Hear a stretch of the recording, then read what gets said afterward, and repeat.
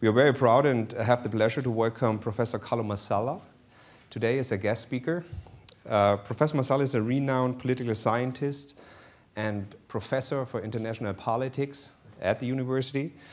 Next to his chair for international politics, he's also professor at the Center for Intelligence and Security Studies, and also, quite interestingly, initiated a competence center for early crisis detection, a project which is supposed to identify critical developments early around the globe, so on a worldwide basis. And Professor Masala, very well known to many people in the room, is a regular guest in the media, and especially these days, unfortunately, especially these days, his opinion on geopolitical developments, outlooks, in very high demand.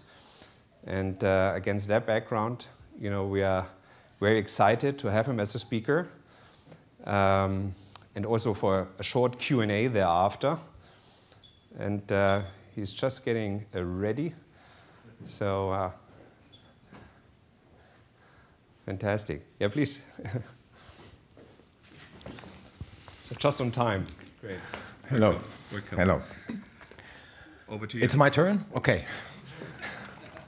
Good afternoon, ladies and gentlemen.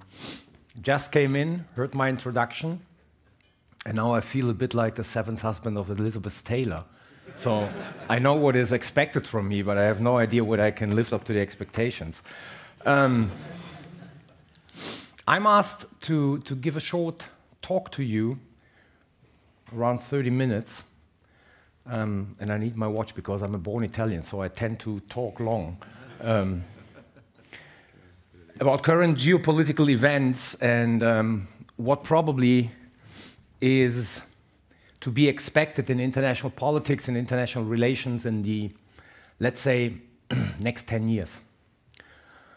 And so this is a tour d'horizon around the globe in 30 minutes, and which makes me a bit feel like George Bernard Shaw, who was once asked to give a lecture at the British Academy of Literature on the influence of Romanticism in the British literature of the 19th century. And then he arrived at the Academy, and he asked the chairman, how much time do I have to give the talk? And the chairman said, 7 minutes. And Shaw said, but how can I tell whatever I know about this topic within 7 minutes? And the chairman said, speak slowly. So I would like to walk you through mainly 3 points.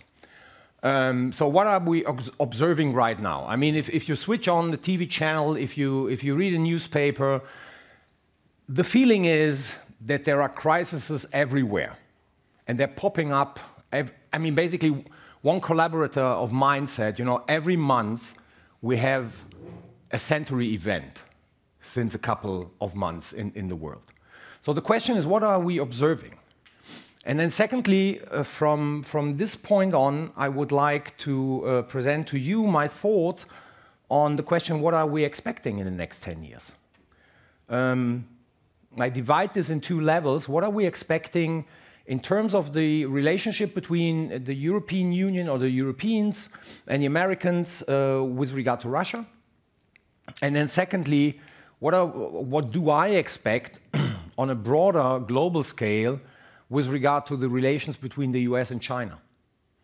And I try to sneak in some. I'm not an economist, so I know that you are all in private equity, you're all economists, I assume, so don't slaughter me if I try to deduce from that some kind of geo-economical lessons where I think the world is heading in the next 10 years.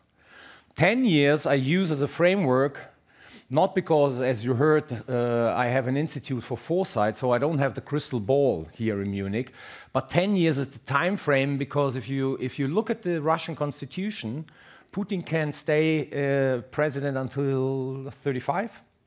And if you look at China, Xi Jinping just got re-elected as the chairman of the Communist Party and the head of the state for another 5 years. Broke the golden rule of the Communist Party that every chairman can only stay for 2 terms in power. So this is his 3rd term. And if he's not going to die anytime soon, he will go for a 4th term. So, which means also in China, we have this kind of leadership and ideology for the next 10 years to come. That's why I use this framework of 10 years. So let me turn to the first part of the lecture. What are we observing? As I said, I mean, you have crises everywhere. You look at the Sahel region, which people tend to forget. You saw over the past half year 3 coups d'etats. So the military basically got back into power in 3 countries, and we have 6 countries, the whole Sahel region, which basically we can say has already been collapsed over the past year. So no democracies anymore, only authoritarian rulers, mostly of them coming from the military. Of course, obviously, is Russia's war against Ukraine. Now we have Israel's war against Hamas, where no one knows if this will escalate into a broader regional war anytime soon. Azerbaijan attacked Armenia for the 2nd time in the last year, a couple of months ago, and basically went into Bergkarabakh, where an ethnic cleansing took place. So as of today, no Armenians are living anymore in Bergkarabakh. And if you go to Asia, you see that more or less when October 7th, so the Hamas terrorist attacks against Israel started, China got tough on the Philippines in such a way that the Americans had to remind Beijing that they have a kind of bilateral contract with the Philippines, which includes also some kind of security guarantee for the Philippines. So it was not one of these territorial disputes which we observed over the past 5 or 6 years in the South China Sea. This was something more serious that the Americans felt obliged to remind China that if they get too tough on the Philippines, they might face an American reaction too. So crises everywhere. Is this new? No, it's not new. Most people tend to forget, because the last 30 years were relatively peaceful, that if you go back into history, simultaneous crises do occur quite often. This is nothing new. But what is new is what Adam Toozy, a British economist, once called that these crises are interconnected. He called it polycrises. And what he meant is basically that they function like communicating tubes. Actors do use various crises to connect them, to gain more out of crisis management, to gain more for their own position in the international system, and I'll give you just an example. Imagine that the conflict in the Middle East, which is taking place right now, will escalate into something broader, more regional, having Hezbollah being active in the north of Israel, probably Iran stepping up with its threats against Israel. You need Russia to calm down the Iranians, because Russia and Iran are very close in diplomatic and military terms. And Russia, of course, would be happy to help to de-escalate the crisis in the Middle East, but the price others have to pay is in Ukraine. Which basically means, and this is what polycrisis means as a term, which basically means you are not able to try to resolve one crisis in an isolated manner, because they're connected, and actors do connect them deliberately. If you want to solve the crisis in the Sahel, you need Russia too, because Russia, after the coups, I'm quite skeptical if Russia initiated the coups, but definitely Russia, after the coups, went in diplomatically and militarily, and is now one of the biggest supporters of all those military juntas in the Sahel region.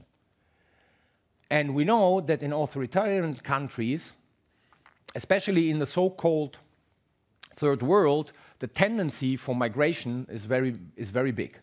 So if you want to ease down the problem of migration, you need Russia. And Russia is ready to help if they get some prize with regard to Ukraine, which means crises are interconnected. Actors do use, or actors deliberately try to connect crises to make their resolution much more difficult. And the price you have to pay to resolve one crisis is to give those actors something in exchange with regard to another crisis. And that's basically what we have to expect in the future. That we are now entering in the phase where we live basically in an area of polycrisis, which makes crisis resolution much more, or crisis management, much more difficult than it used to be in the past. And I haven't mentioned, I just briefly touched upon that, I just talked about regional crises we can observe right now. I haven't mentioned the two biggest meta-crises we will face in the next decades, which is climate change and which is migration. So, and even here, they fit into this kind of poly-crisis. If you want to bring China on board for climate, for regulation of climate change, you have to pay a price. And the price is not with regard to climate change, the price probably is with regard to territorial concessions in the South China Sea. Yeah? So poly-crises is what we have to expect in the decades to come, which makes this world much more dangerous and which makes crisis management, crisis regulation much more complicated than it used to be in the past. I already talked for 15 minutes? No. This is the watch. Okay. You got all the time. Okay, I got all the time. If we get more specific, the question is, what is basically underneath all those crises we can observe? They haven't been masterminded by someone. You know, there's a lot of rumor that the Russians basically, you know, masterminded everything, and they gave Hamas the green light to attack because they wanted this crisis in the Middle East, so that international attention will shift from Ukraine to the Middle East, and so on and so forth. I think that's entirely bullshit. Of course, Russia enjoys the fact that there is this war against Hamas in the Middle East because international attention really shifted away from Ukraine to the Middle East. But Russia is not this kind of mastermind. We have, I say here in Europe. I know that a lot of you are not coming from Europe. But in Europe, there is this kind of picture of Russia that every Russian is a master strategist. And probably this is because they had so many chess world champions that we think the Russians are born as master strategists. And so Putin is a master strategist. And I always say, you know, this guy couldn't manage his 3 days war because he's now fighting it for 652 days. He's not the master strategist. Of course, he enjoys the things. He exploits the vacuums which are occurring worldwide. But this is not something which is steered either from Moscow or even from Beijing. But what we see is, and I said strategic vacuum, that a lot of actors are now trying to exploit this kind of strategic vacuum which exists because the US is mainly, or used to be mainly, focused on Ukraine and Russia for the past 2 years. And now the US is focused on Ukraine and Russia, at least the Biden administration, as well as in the Middle East. And we have rumors that Azerbaijan is thinking of attacking Armenia the third time to open the corridor to the south, so even occupying parts of Armenia, which we will probably see in the next weeks to come. What we see on a global scale is an attack against the liberal world order. So, countries like China, like Russia, but even Brazil, South Africa, Indonesia, Nigeria, were already, since a decade, dissatisfied with the existing world order. Because from their point of view, this was a world order which benefited only the Europeans and the Americans. And they wanted to change it. They wanted new norms, new rules, new regulations, reform of international institutions. This is what we could observe the past 10, 15 years in international relations. Now what we see is really a test of the liberal world order and basically the pillar of the liberal world order, the United States. Whether the United States is able to manage multiple crises or whether the US and the Europeans will be overburdened. So we might live right now in a period where we see the end of the existing liberal world order, which with the three pillars: democracy, human rights, the universal human rights, and free trade. Those actors, which are members of the BRICS, agree that the fundamental norms and rules and regulations of the liberal world order have to be changed in the future. They don't believe in the concept of universal human rights. They advocate for regional human rights. You have an Asian Charter for Human Rights, you have an Arab Charter for Human Rights, which differ fundamentally from the Universal Declaration of Human Rights European democracies subscribe to. They are more protectionist when it comes to trade. I mean, they enjoy the free trade if it benefits them, but if it's to their disadvantage, they're more on the protectionist side. And with the third pillar is they don't believe that there is an obligation of the international community to interfere into the internal affairs of others if other governments are not able or willing to protect fundamental human rights of ethnic minorities or their people in the respective countries. So their concept of sovereignty is a very classical 18th, 19th century concept of sovereignty, which means no interference into the internal affairs of others. So the Chinese or whoever can do whatever they want to do with their people on their soil, and no one has the right to interfere politically, economically, or militarily. So these are fundamental different norms and values than we used to enjoy over the past 70 years. And we're in the midst of this kind of fight between two different concepts of world order, represented mainly on the one side by the US, which is a declining power, relatively speaking, and China, which, relatively speaking, is a rising power. Which brings me to the next point before I come to the 10 years projections. You hear a lot of talk about multipolarity, that the future international system will be a multipolar one with different poles all over the world. So Russia will be a pole, China will be a pole, the EU will be a pole, the US, and probably some African countries. If you look at the distribution of power, economic power, military power, political power, this kind of soft power we used to see as important over the past 10 to 20 years, multipolarity will never occur. The future international system will be either a bipolar one, with China on the one hand and the US on the other hand, or it will be a continuation of a weakened unipolar international system. Weakened because, of course, with the rise of China, American power is relatively in decline, not absolutely in decline. But if you count power of other actors like the EU, like Brazil, like South Africa, Indonesia, Nigeria, even Russia, you will see that they are far away from the power China has and the US still is enjoying. So don't buy into this talk about the future system will be a multipolar one. The future system will be either bipolar or it will be a continuation of some kind of unipolarity.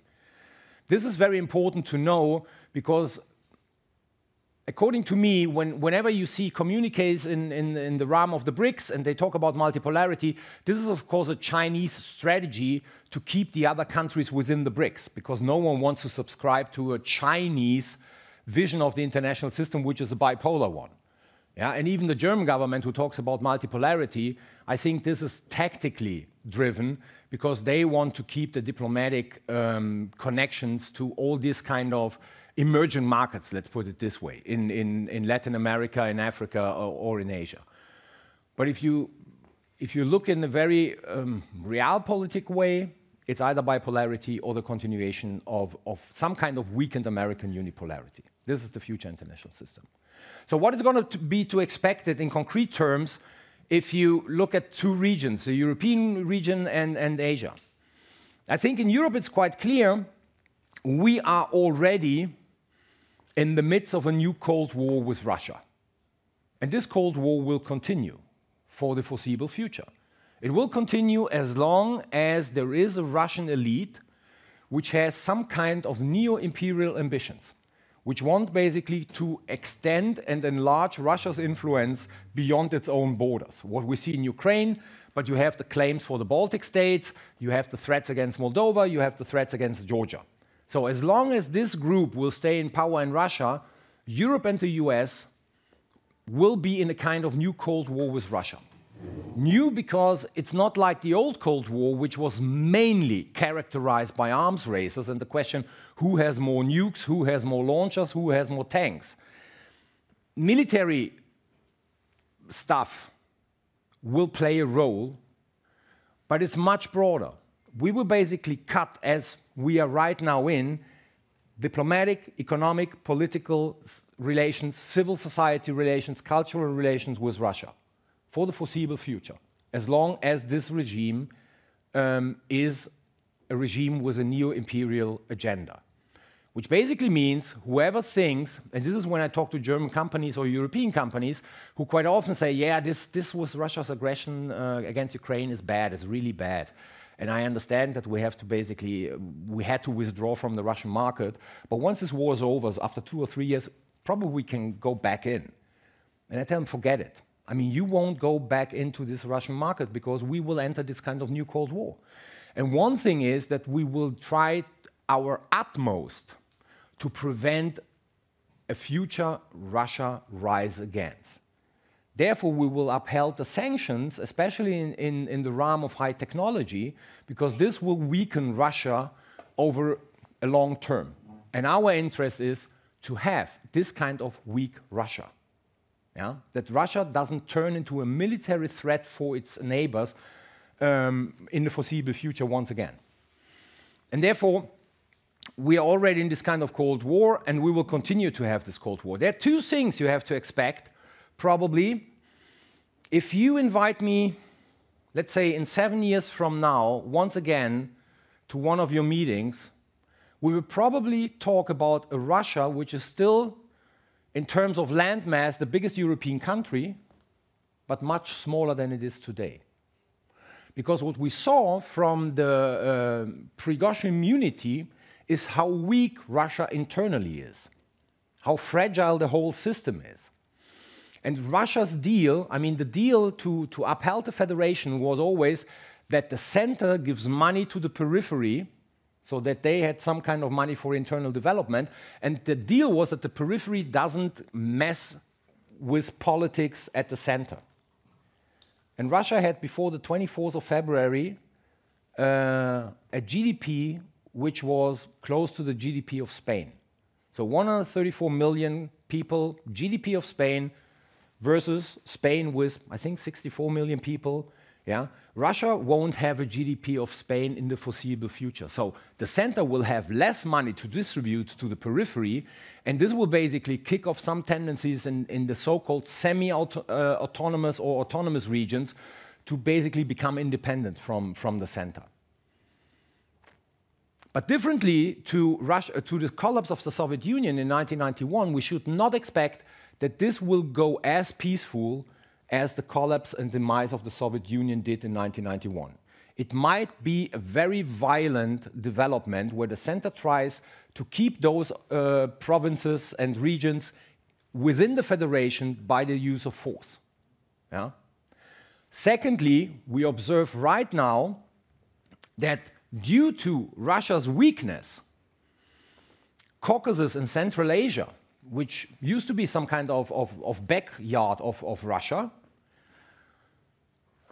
we see tendencies of the rise of political, ethnical, and religious conflicts once again, as we did in the early 90s. We almost forgot that those countries, basically in the early 90s when they became independent, all had some kind of civil wars on their soil due to political, ethnical, and religious conflicts. And this, we see the rise of those old conflicts again. So we might expect that even in the Caucasus and in Central Asia, we will have more conflicts in the future than we used to have in the past. So Russia, Europe, US, kind of Cold War, we're already in, which will continue for the foreseeable future. The wild card is November 24, US presidential elections. Because this might have an impact on the question who has to take the major burden of containing and balancing Russia in the future. If Donald Trump or a Trump-alike figure is going to be elected as the next US president, you will see a complete withdrawal of the US from Europe. This is what Donald Trump tried to do in the last year of his presidency. And we see that all those think tanks and advisors who are around him already think about how to do best next time. Which basically means Europe has to take the major burden of balancing and containing Russia in all realms, militarily and economically. My point, we are not prepared for this. And secondly, it will cost us much more than the costs we had since 24th of February 22 in supporting Ukraine, for instance, fighting against the Russians. So this is the big wild card. But even if Joe Biden gets reelected, it is quite clear that even a Democratic president doesn't want to be present as the US is right now on European soil. Because Biden had the same idea like Trump and before Trump, Obama, that the major peer competitor of the US is not Russia, it's China. And all basically, all American capabilities should be directed into Asia to prevent or delay the rise of China. And even a Democratic president will go back to this kind of policy. The difference between the Republicans and the Democrats is, with a Trump-like figure or Trump himself, we might wake up one day and find a tweet of Trump where basically he declares, that he will withdraw from Europe, while with the Biden administration it will be a kind of more regulated, diplomatic, nicer process, but at the end the result will be the same. So we have to expect as Europeans that we have to take the major burden in balancing and containing Russia, which means this will require much more resources than we spend right now in supporting Ukraine. And we are not prepared for this. Second thing is China. As we speak right now, I think Xi Jinping and Biden are meeting in San Francisco. And they're trying to figure out how to ease the tensions between the US and China. And there had been a meeting 3 or 4 months ago between Antony Blinken, the foreign secretary, and his Chinese counterpart, who afterwards had been sacked. So this looks like a kind of détente between the US and China, but don't be mistaken. Yeah, they try to ease the tensions because they want to avoid a major war between the US and China. But easing the tension doesn't mean that basically the competition between the two is not going on and is not already in full swing. So, as I said, we might see a new bipolarity between China and the US. And this bipolarity also will be different from the bipolarity we knew from the Soviet Union and the US, because it won't be primarily one which is centered around arms races, but it will be a geo-economic one, and it will be a one about technological innovation. So these are the two key variables for future international power. You need strong armed forces, yes, but basically the number of warheads you have is not as much of importance in the future than your technological innovation. And you know better than I do. I mean, I work a lot with artificial intelligence at my center. So if I travel, there are 2 centers for the development of artificial intelligence in the world. The one is in China, the other one is in the US. And if you basically are at the conference in the US and you say, yeah, but we in Europe have also some kind of, they're laughing at you. They don't take you seriously. Yeah? So innovation is key in that respect. Geoeconomics is key. What do I mean by geoeconomics? When we have this kind of bipolarity, it will be a different bipolarity, as I said, than the one between the Soviet Union and the US from 48 to 90, in 2 different aspects. One I already mentioned. The question of who is militarily stronger is not as relevant as it used to be in the past. But secondly, there will be a race for partners among those countries which we call the Global South. Because we see with the conflict in Russia against Ukraine that this country we call the Global South, which I think is a misleading term, but I use it because everyone is talking about the Global South, they are remaining neutral right now. They're fence sitters. They're hedging their bets.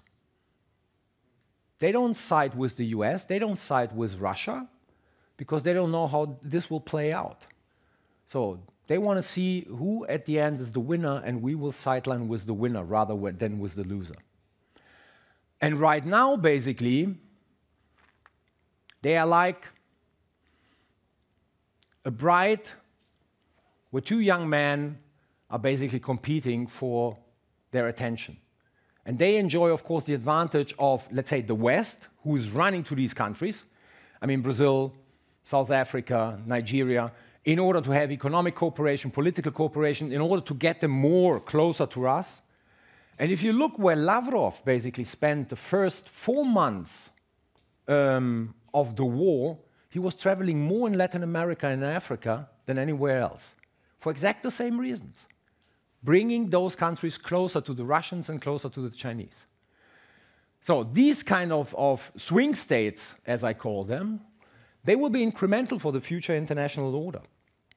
And one point is that we already see the US is very eager to completely decouple from China.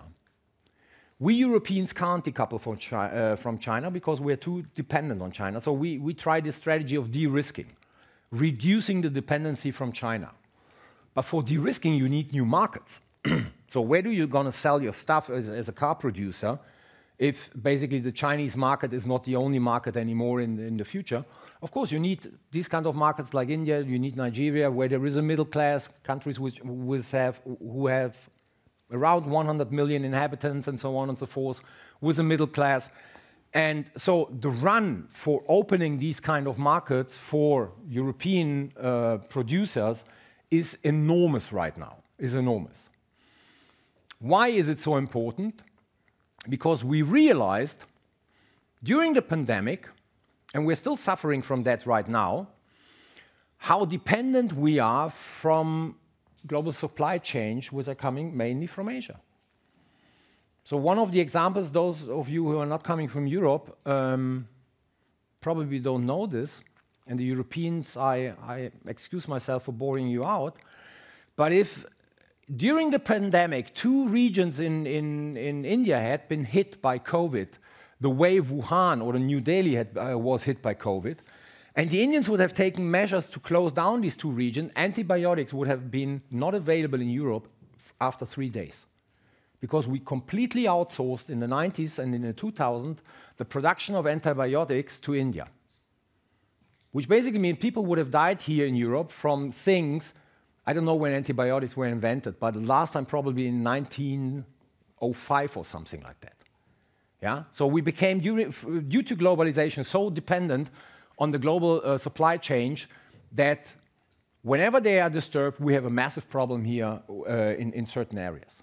So, and there is a real risk, not in the next year, not in the next 2 years, I would say, but there is a real risk that China, because Xi Jinping in March this year, on the occasion of the 20th Congress of the Communist Party of China, once again stated it, that Taiwan has to return to China until 2049 in one way or the other. Of course, the Chinese would prefer a peaceful return of Taiwan to China, but if there is some kind of resistance, China won't be reluctant to use force to get Taiwan back into the motherland. So what happens if China uses force against Taiwan? Of course, there will be some kind of international sanctions. Probably the US is keeping its commitment to defend Taiwan, and global supply chain will be affected heavily. And my point is always,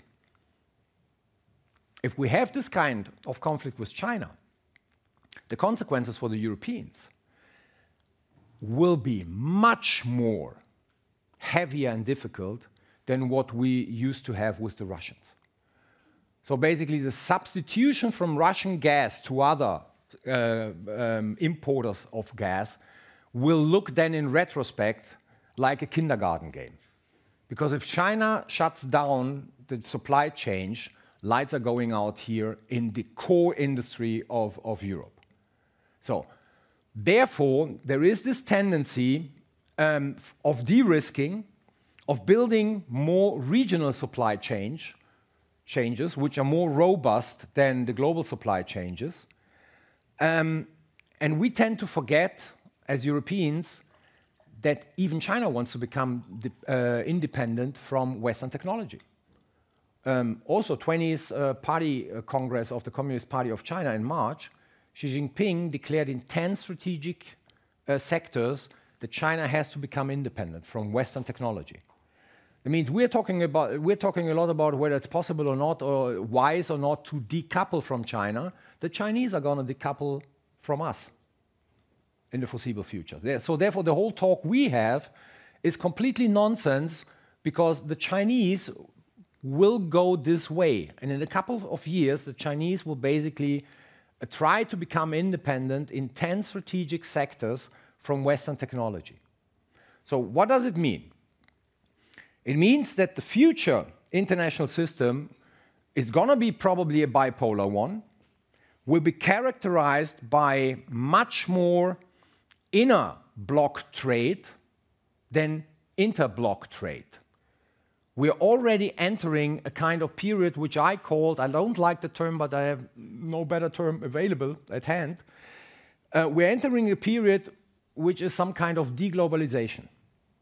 I mean, globalization won't be over, but the excesses of globalization, where basically the whole world was available for production and consumption, this is over. It's going to be much more regional. Yeah? It's going to be much more inter-block trade than inter-block trade. And we are going to entering this kind of competition which will overshadow basically politics, military relations, economic relations in the foreseeable future. So, to conclude, we have three things to expect in the future. Polycrises, which are extremely difficult to solve, and the crises won't go away, they will stay with us. Secondly, the fight for a new international order with fundamental different principles, which will affect also the way people produce and people live and people consume in the future, and a kind of two simultaneously Cold Wars. One which only affects us Europeans, which is with regard to Russia, with the wild card US, so where we have to take much more responsibility. And the second thing is what will overshadow basically everything is the upcoming competition, or the already ongoing competition, but upcoming means that it's going to be much tougher between China and the US, which will focus much more on geoeconomy and on technological innovation. Let me say just two last remarks. You all know the Belt and Road Initiative of China. If this is going to succeed, the Belt and Road Initiative, this is an instrument to divert international trade and commerce with a new, into Asia with a new center, which is Beijing. So it's not only this kind of nice initiative where the Chinese want basically, to have some kind of innovation and new transport routes and they want half of the world to participate. It's actually a political instrument to change the ways world trade is working in terms of transport, in terms of delivery, where the center is then in the future in Asia and not as it is right now, more basically in the Western world. Is this deterministic, what I told you? No, of course not. It's an ongoing competition. It might be that the Chinese won't be able to reach or to get what they want, basically an eye-to-eye status with the US. China has huge internal problems. Chinese economy is shaky right now, but we don't know whether they will be able to stabilize it or they will, let's exaggerate it, go more down the drain. If they go more down the drain, it is to be expected that the regime becomes more authoritarian, that internal conflicts will break out, and then we will live in a kind of, continuing but weakened unipolar US hegemony.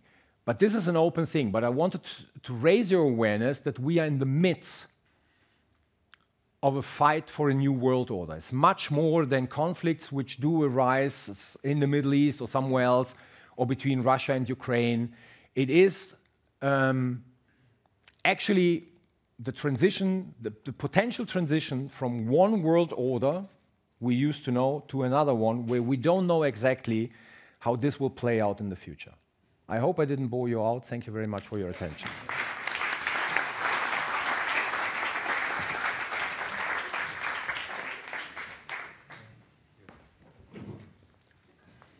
Well, thank you very much. And I talked already too long, no? I see. How long? No, it's all good. Over lunch already, I think we had a wonderful table, and I already anticipated that, in fact, we will have an exciting session this afternoon. And I already said, Florian, I had the pleasure 2 weeks ago, together with you, to have the briefing, and that was the best and most interesting briefing we ever had. And it's very difficult now to almost moderate that. I feel many of us are clearly business people, and for those, who will be joining this dinner, I guess, it's almost like a workshop session this evening in order to then to sort of think it over and what does it mean for us. Unfortunately, will not be enough time for that. Nevertheless, first of all... Can I say something what it means for you? I mean, even not knowing exactly what you do. No, but... No, but I'm always surprised when I talk to industry. I'm always surprised about two things. One is that there is a lack of strategic thinking.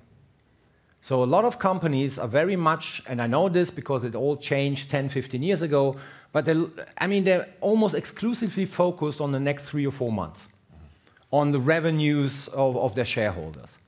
And they ignore the long-term consequences. They ignore geopolitical factors.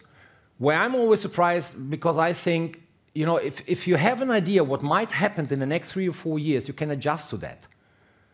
But they seem to me quite often like, people who are in a car and there is fog and they're driving through the fog, and then at one moment there is a wall. On the 24th of February, a lot of companies were surprised that they had to close their Russian business. Yeah? And if I look at China, and if I look how companies do behave, European companies, but even US companies do behave with regard to China, my feeling is there might be a day when the Chinese attack Taiwan, and in the circles of the industry, it's like, so no one could foresee that. Yes, of course you could foresee that. And you could prepare for that. Yeah? So strategic thinking is what I'm really missing among companies. The second thing is, I come from the military, and we have a golden rule, which apparently is no longer the golden rule of everyone. Prepare for the worst. Prepare for the worst. Hope that it's never happened, but be prepared if things are going really bad. Yeah? And what I see is, among politicians, among business people, there's always this kind of best scenario. We prepare for the best scenario. And as I said, I'm teaching military folks, I work with military folks. We are always preparing for the worst scenario, hoping that it never materializes. But if it materializes, we are prepared for that. So my point is always to the economy, think more in geopolitical terms, take this more into consideration, and prepare for the worst, or have a plan B. And these are things I'm missing. Sorry. No, thank you very much. And all of that, we discussed it before, prior to entering the room, that there's a lot of uncertainty out there, and that clearly only adds to what we discussed today. In our world, uncertainty means higher volatility, risk premium sort of would grow. What I'm interested in listening to it, we are Europeans, or many of us here in the room are Europeans, and in a way, it sounds like we missed a lot here in Europe, right? And we didn't get our homework done. Absolutely. You could say from a security point of view, you can from an energy point of view, from every point. From every point. And so how could that happen? And it's probably not even linked only to Germany, but let's say to other countries as well. And sort of, is there any hope for us, positively thinking, that this may even change, because it sounds like we need to get our act together. That's probably a very unfortunate situation we're in. Okay.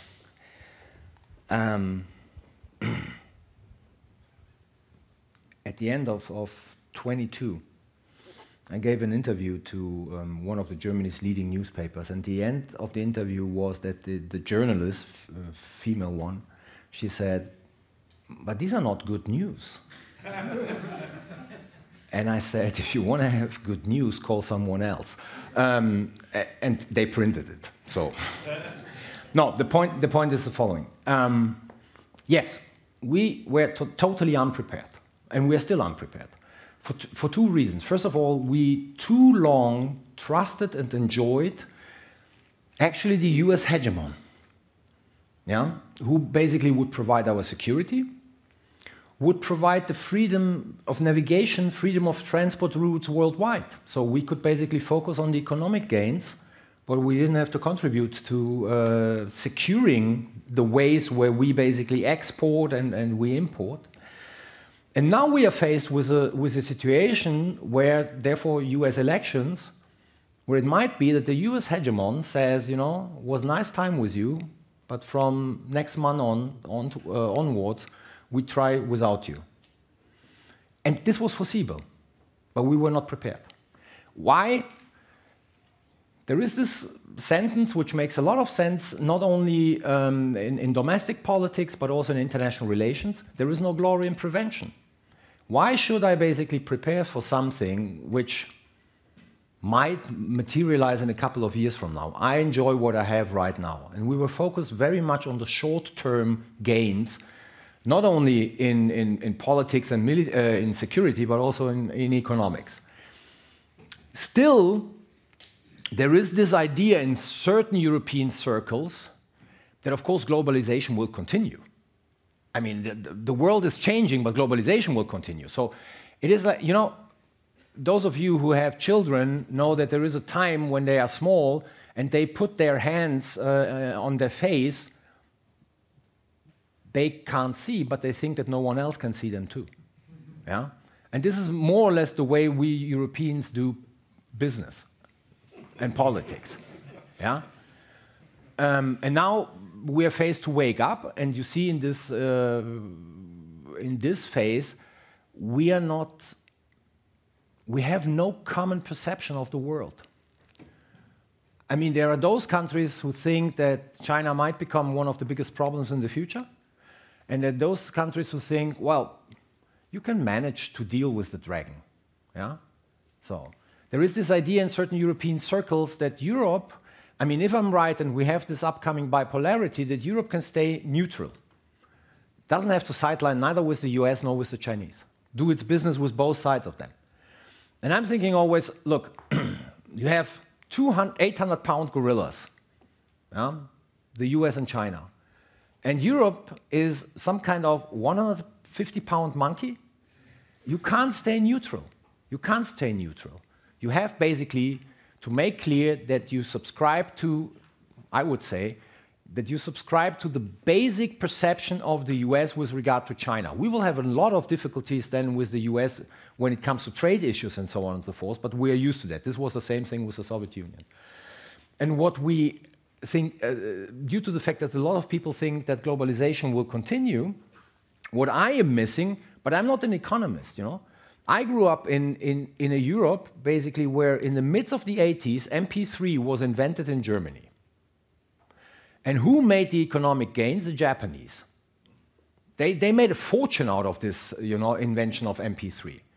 And my idea is, if we want to survive in this upcoming bipolarity, which, as I said, you know, will be mainly a competition of economies, then we have to take care that Europe becomes a room, a space where basically you have this kind of invention like MP3, and you have the end product also in Europe. Not necessarily MP3 was invented in Germany. You don't need the product then in Germany. You can have it in Finland. I don't care. But where basically Europe becomes this kind of geopolitical room, space, where you have a whole chain of production from the beginning to the end. And I think this is the only way we can survive in what is upcoming. Otherwise, we are, even as Europeans, we are too small to play a role in world politics if China and the US are going to compete with each other. You haven't always been speaking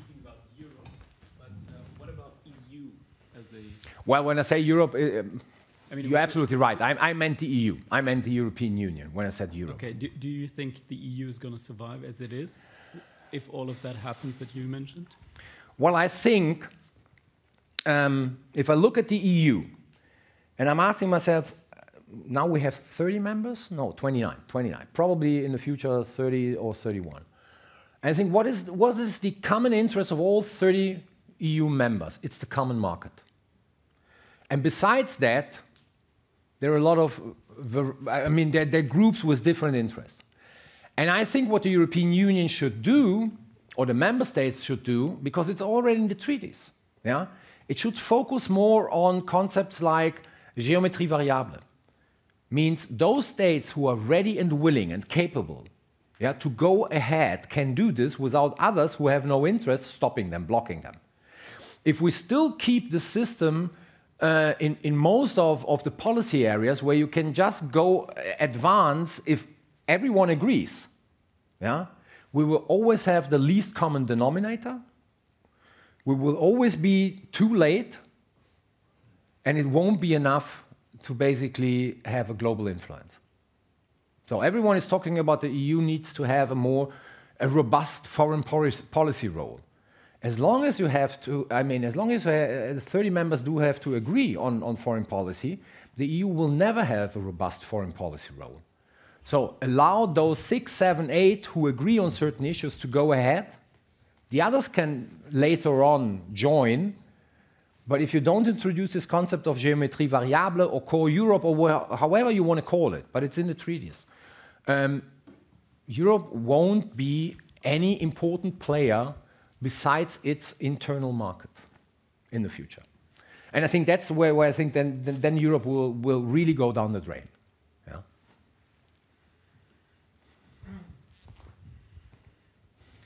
Yeah? Thanks for your views on Russia and Cold War, fully agree.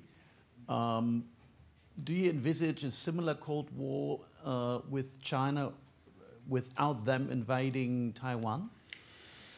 The point is, actually, I would even say, I think China is the most clever rising power we ever saw in history. Yeah? If you look at historically rising powers, China has developed the best strategy for a rising power. China doesn't need to invade Taiwan. That's my point. The last 2 maneuvers they did was to strangle Taiwan. And that's enough. This will cause global disturbances. Yeah? This will affect economies worldwide. And the Chinese basically keep the key just by strangling Taiwan. They don't need to basically send the fleet or the air force to Taiwan to bomb certain sites or whatever. They just need to do the maneuvers they did twice and announce it now for the 3rd time, I think next month, where basically they simply go around Taiwan, position their fleet, and nothing goes out and nothing comes in. And that would be the most clever strategy to basically get Taiwan back into the motherland, to strangle Taiwan, not to invade it. So if you ask me how realistic is an invasion, I just can repeat, it was at the beginning of the year, I was for a week in Washington, and I had all these wargaming planners from the DoD who are doing the wargamings with regard to Taiwan. And basically, they all told me, for the next 2 or 3 years, the US is capable in defending Taiwan from a Chinese attack. But the military, they were only talking about the military price. There is, of course, always a political and economic price. But the military price is extremely high for US standards. So the question is the US willing to pay this price? As long as the Chinese do believe that the US is willing to pay this price, they're not going to invade Taiwan. If there is any situation where the Chinese have doubts about the US commitment to Taiwan, they're going to invade Taiwan. So it's a question of deterrence then. Yeah? How long can the US keep a credible deterrence with regard to Taiwan? And the things have changed. You saw, the policy of the US in the past, 40 years, was this kind of strategic ambiguity. Yeah? arming Taiwan, never saying openly that the US will actively defend Taiwan. Happened only once when Bush got elected. He basically had a call with the then Taiwanese prime minister, said, yes, of course, we're going to defend Taiwan, but was called back by his team a day after. Yeah? So because strategic ambiguity was the strategy of the US. And apparently in the US now, the perception is strategic ambiguity is not enough to deter China. Because Biden, in the last half year, 3 times publicly stated that the US is willing to defend actively Taiwan. So the US changed its rhetoric with regard to Taiwan because the thinking in Washington is strategic ambiguity is not enough to deter China from attacking Taiwan. So we need to go to a more active deterrence policy. And this means also active rhetoric, yeah, in stating openly that we are ready to defend Taiwan. So it's a risky situation. It depends all on the perception of the Chinese if they think that the US is really committed in defending Taiwan. Once they have doubt, the risk that they will invade militarily will increase enormously.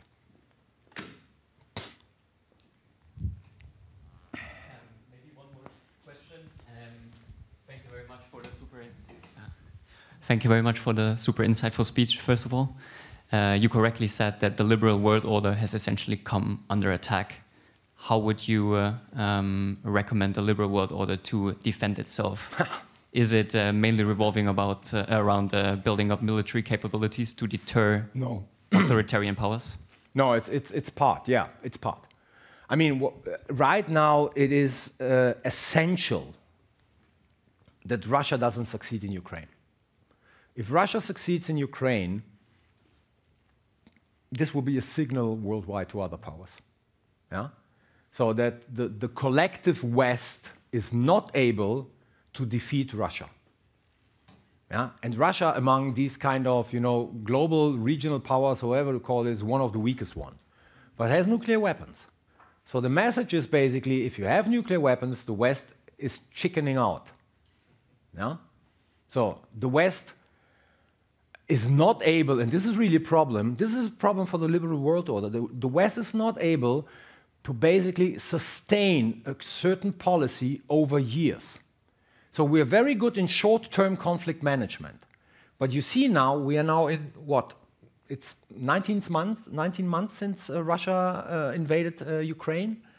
And you see in the US and you see in Europe how societies are basically now getting disinterested, want the war to stop because it's going on for so long and so on and so forth. So we have a problem as society, and this is the weakest point. It's not about, we are still, militarily we are still strong. Economically we are still strong. But the point is that societies are not able to support long-term policies. And that's one of the basic problems of democracies. Yeah? Even politicians are focused on short-term gains because after 4 years or 5 years, depending on your system, you want to be re-elected. You don't set up a policy where basically your predecessor, your successor is going to profit from. Yeah? You want to see results before re-election so that basically if the results are positive, you will benefit from that. That's the major problem. I think our societies are not resilient. And if we don't get societies resilient, yeah, we're going to lose this competition. We're going to lose this competition.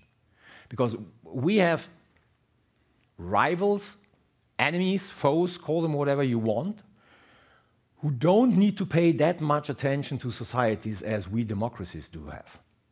Yeah?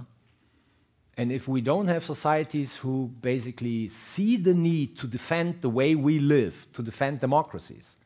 I started with political philosophy at the university. And one of my academic teachers, and at that time I really didn't understand this, he always said, the problem of democracies is you have too few Democrats who are ready to die for it. And I didn't really understand what he meant. But the older I got, the more understanding I got from the sentence. I mean, with every ideology, be it communism, fascism, radical Islamism, you have a lot of people who are ready to die for that. And we are used to democracy is not an ideology, it's a process, it's norms, rules, regulations. So, secondly, we live now since 70 years, most of us, in very stable democracies which never became really under threat. And most of us are used to that. They take it for granted. And they don't see that even democracies can die very quickly.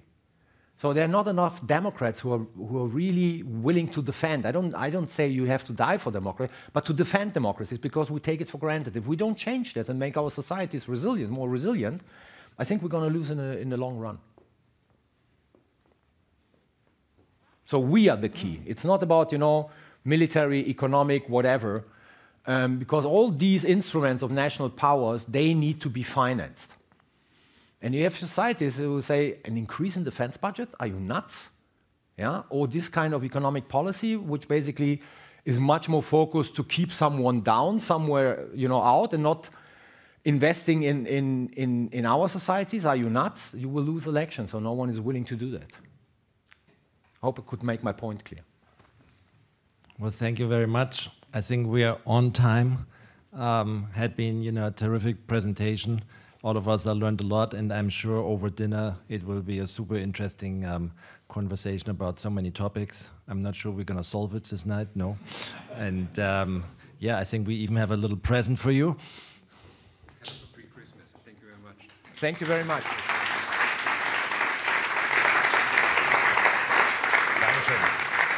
Danke Ihnen. So, you know, thank you so much, and I think we didn't overpromise again, you know, prior to your speech, so that's great, and we have lots of food for thought for tonight. We have now a little break until 4 o'clock, and happy to join in case you can. You have to leave, so thank you for that. It was great. Thank you very much, and we hope to see you soon. You know, I think there's a lot to debate on, and we reconvene at 1600. Great. Thank you. Enjoy the day. Thank you.